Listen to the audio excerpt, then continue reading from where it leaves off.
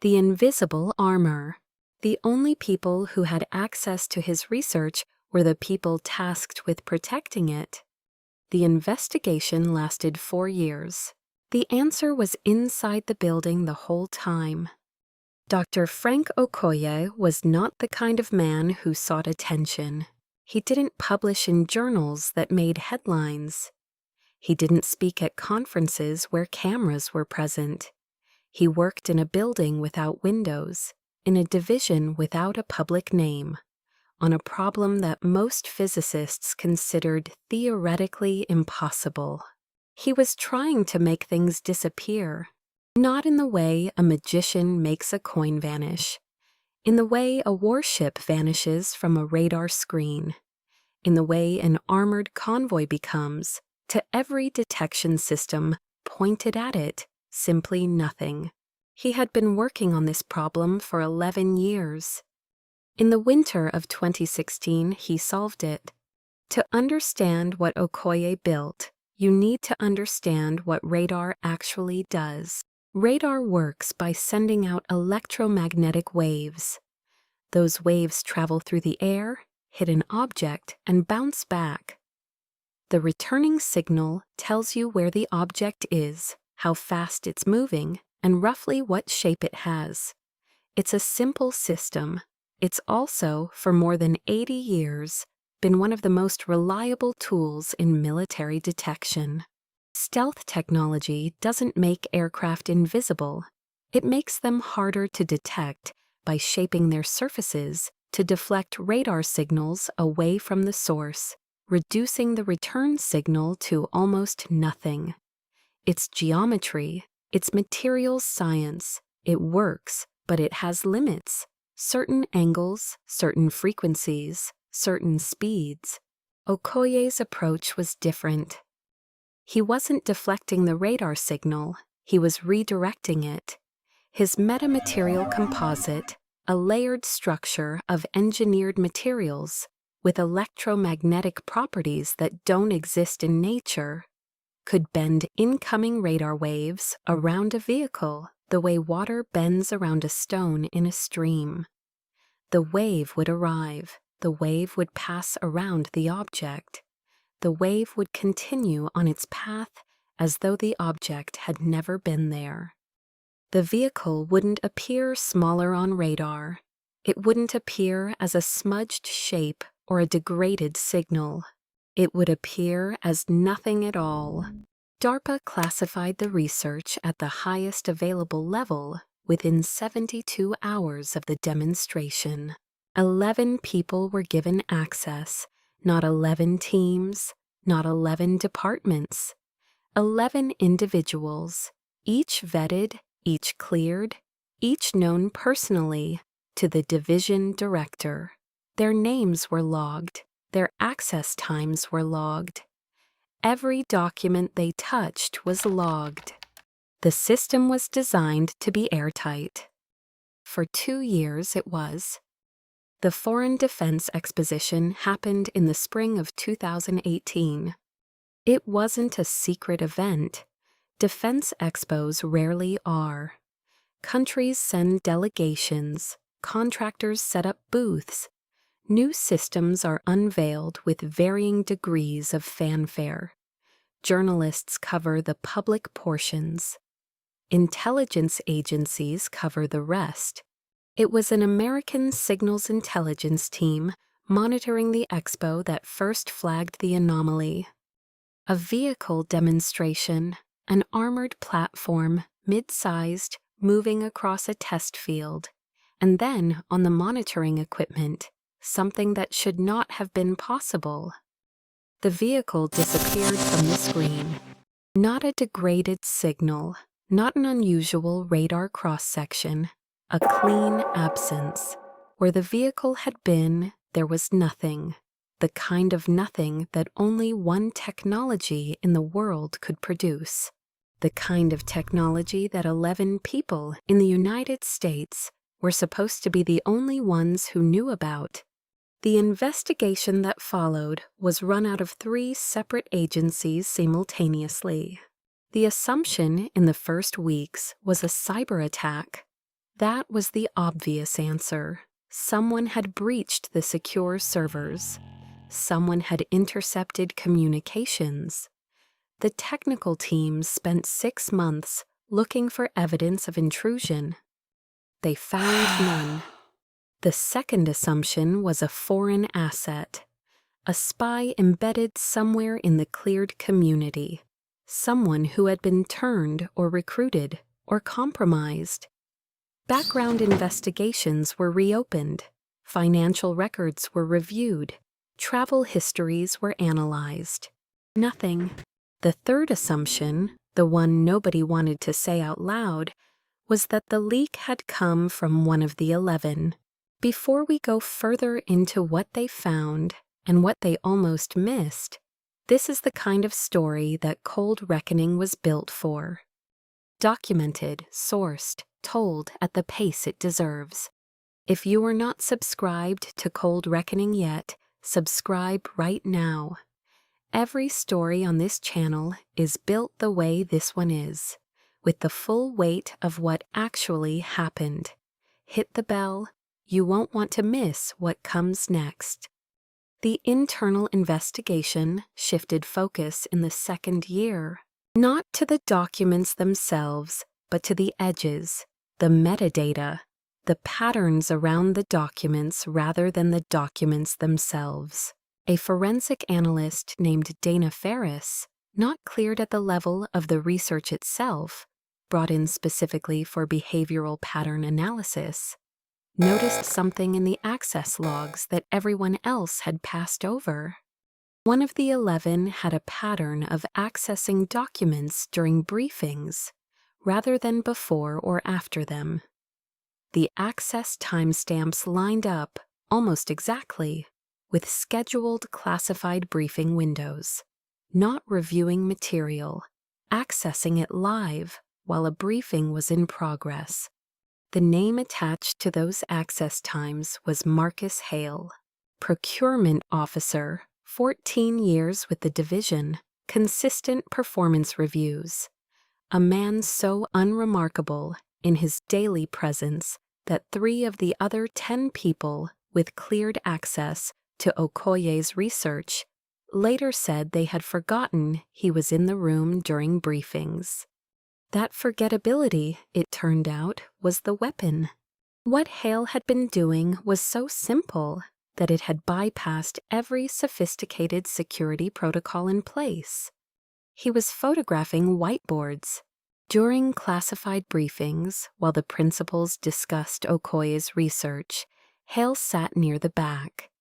He had modified a standard issue badge lanyard with a pinhole lens connected to a device the size of a thick pen. The device was not networked, it was not transmitting. It produced no signal that any scanner would detect. It just took photographs. He did this selectively.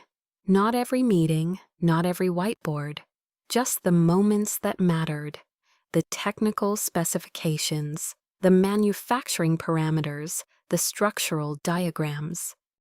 Then he took the photographs home, on a device that had never been registered, never been flagged, never been connected to any government system. And he hid them in spreadsheets. This is the part that investigators later described as both the most audacious and the most low-tech element of the operation. Hale was a procurement officer. His primary job function involved budget spreadsheets. He produced dozens of them every month. They passed through multiple reviewers. They were routine. They were expected. They were, to everyone who processed them, completely boring. Inside the metadata of those spreadsheets, not the documents themselves, not attachments, but the invisible structural data that travels with every digital file. Hale had compressed and embedded the photographs. The spreadsheets looked exactly like spreadsheets. They opened like spreadsheets. They reviewed like spreadsheets. The security software scanned them as spreadsheets and found nothing. The images were there. invisible to every automated system, extractable with the right tool by anyone who knew they were looking for them. He had been doing it for 6 years. Think about that number.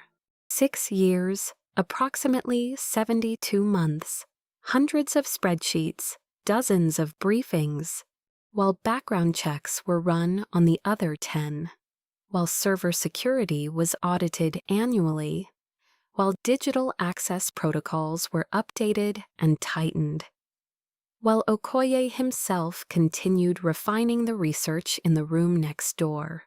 For 6 years, Marcus Hale sat in the back of briefings, photographed whiteboards, and sent the photographs out in budget documents that nobody looked at twice. The investigation that ultimately caught him lasted 4 years. He had a 10-year head start. He was arrested quietly. No press conference, no public statement. The charges were sealed. The proceedings were classified. What is known comes from documents that emerged through FOIA requests years later, and from the accounts of individuals who were present at the periphery of the case. What is also known is that the foreign system demonstrated at the 2018 Expo was never deployed at scale. There were manufacturing failures, systematic ones, consistent across every unit, built from the stolen design. The failures occurred under sustained electromagnetic exposure, exactly the conditions under which the system would need to operate in a real combat environment. Every unit failed, the same way, at the same threshold, as though the flaw had been designed in. It had been. Okoye had known about the vulnerability in the metamaterial structure since the early stages of development. It was a manufacturing trap, a property of the composite that would perform flawlessly in controlled demonstrations, but degrade under the specific electromagnetic frequencies encountered in active field deployment.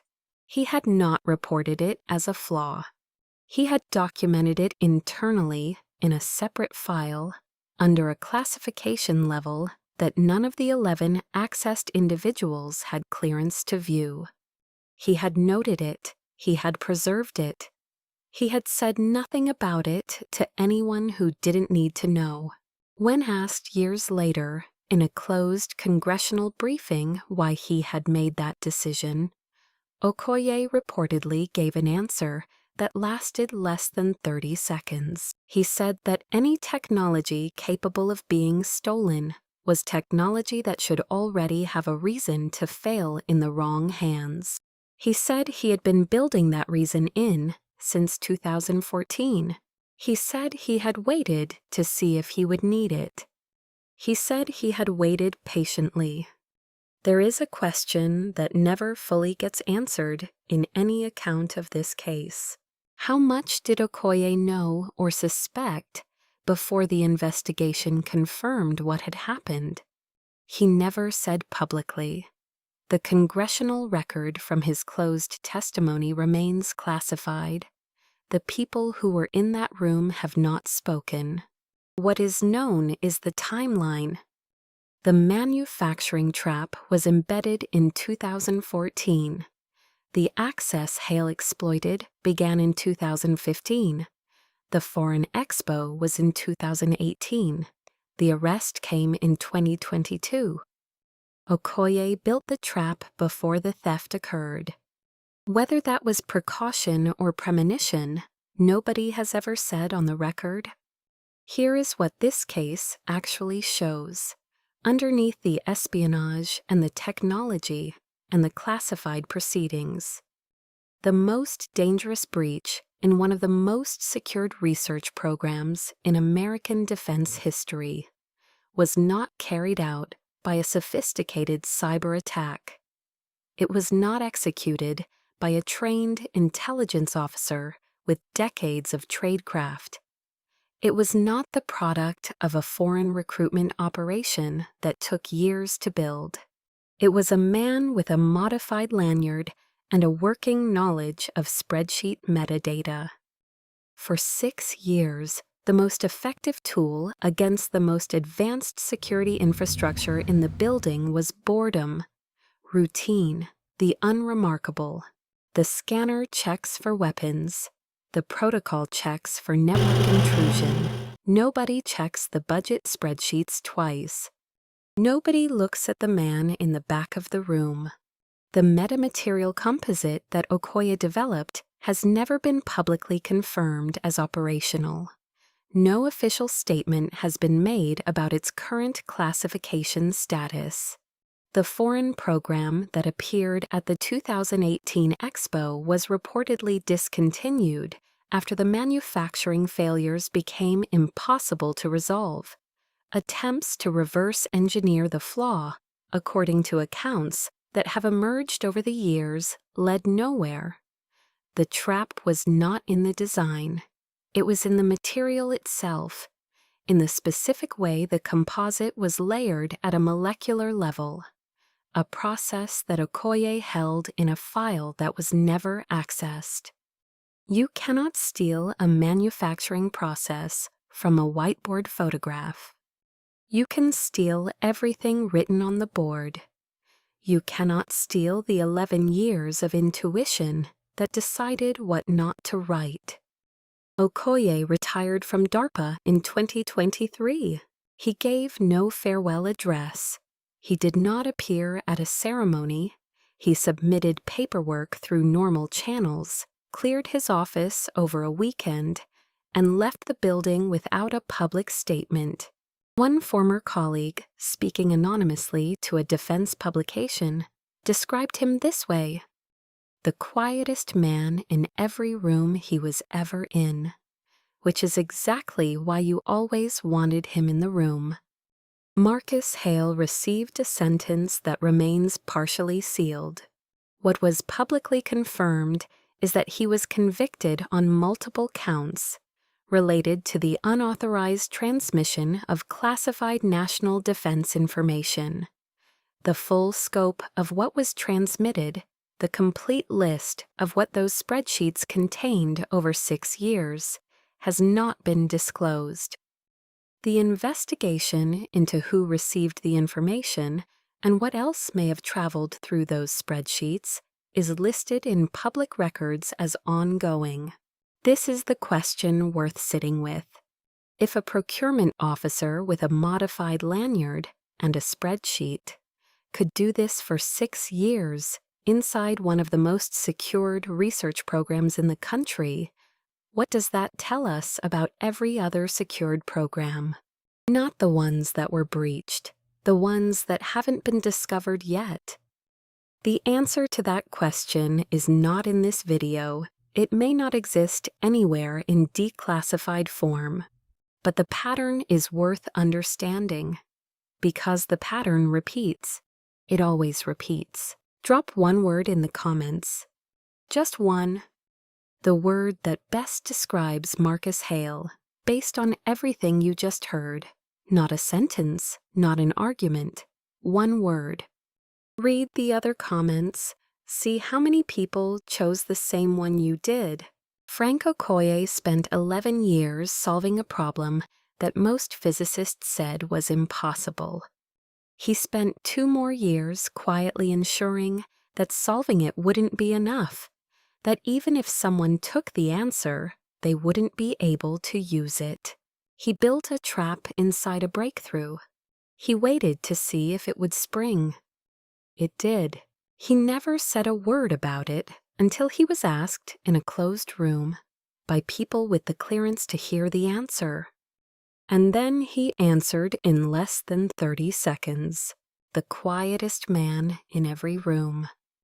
This is cold reckoning, where the documents speak and we listen.